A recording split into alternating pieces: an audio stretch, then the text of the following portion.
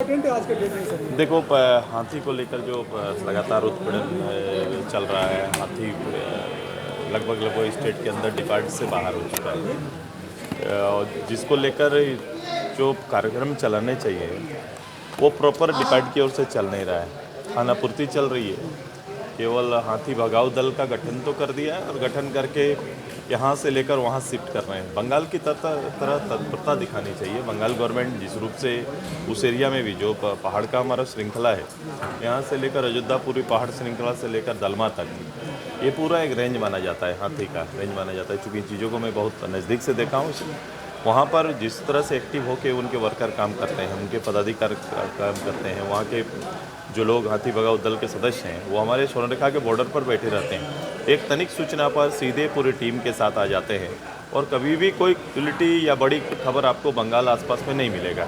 यहाँ की तत्परता का पूर्व जो होनी चाहिए यहाँ खासकर डिपार्ट की, वो बिल्कुल खानापूर्ति की तरह है।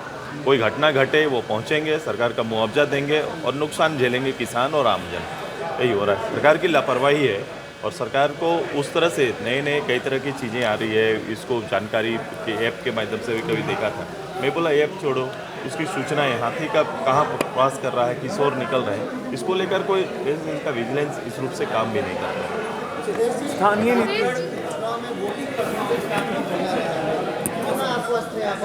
मैं इससे ज़्यादा उम्मीद कर रहा था, बट ठीक है।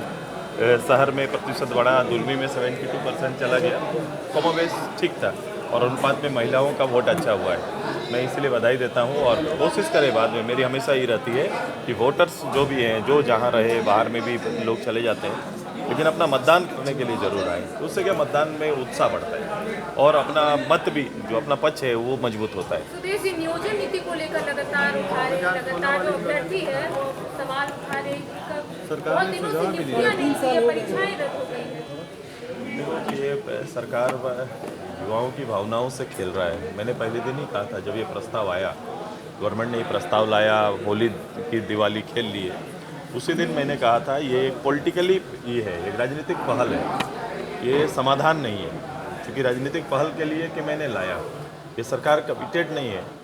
अगर ऐसा होता तो प्रथम जब इस प्रस्ताव आता, आपने देखा इसी हाउस में, चूँकि आप जहाँ पूछ रहे हैं, हम सब लोग उस दिन निकले और बोले कि इस पे बहस होना चाहिए। इतना बड़ा इशू अपने पॉलिटिकल दल के नेताओं के बीच में अगर वाद विवाद ना हो, उनका बात रखा ना जाए प्लेटफॉर्म में, तो अनुचित है।